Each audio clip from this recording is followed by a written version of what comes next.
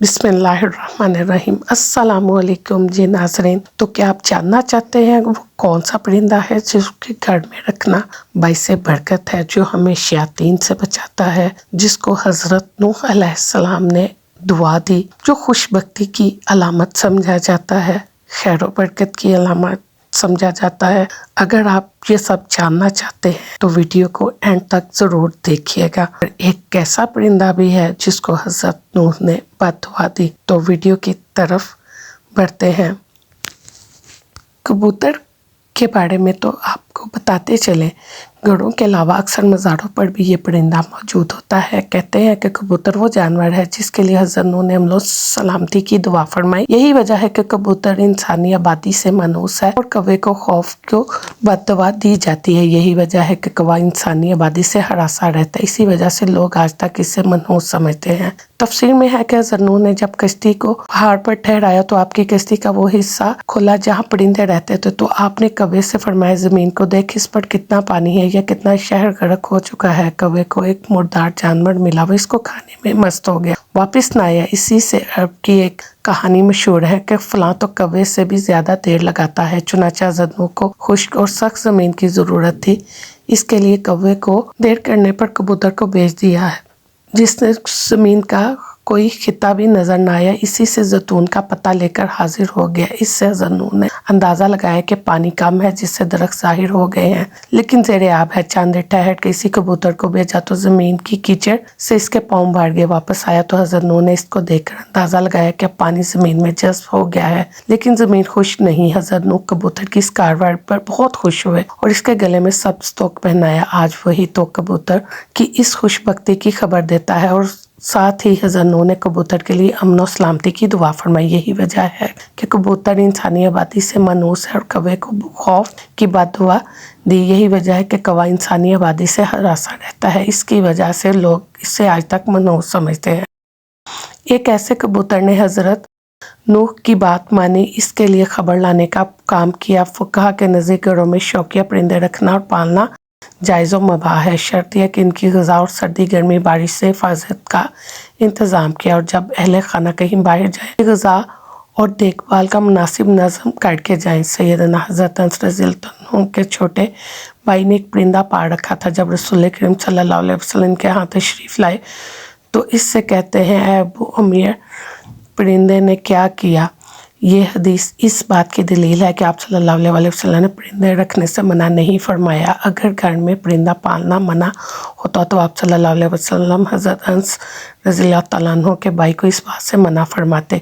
इसी रवायत की बुनियाद पर यह कहा जाता है कि घर में परिंदों का पालना जायज़ है, लेकिन जैसा कि पहले भी जिक्र हुआ कि इनके पालने के लिए ज़रूरी है कि परिंदों की हर ज़रूरत को पूरा किया जाए ताकि परिंदे को किसी किस्म की तकलीफ़ ना पहुँचे। चुनांचे कबूतर भी एक परिंदा ही है, इसके लिए कबूतर के गल में पालना दुरुस्त है। याद रहे, परिंदों को सताने के बारे में मानेहत है। चुनांचे हज़रत अबू दाऊद हज़रत अब्दुल्लाह बिन मसूद रज़ियल्लाहु तआला अन्हु की रवायत करदा एक हदीस में कबूतर का जिक्र है, जिसमें कबूतर अल्लाह के रसूल सल्लल्लाहु अलैहि वसल्लम के सर मुबारक पर मंडला रहा था और अपनी ज़बान में शिकायत कर रहा, किसी ने इसके घोंसले के से अंडे उठा लिए।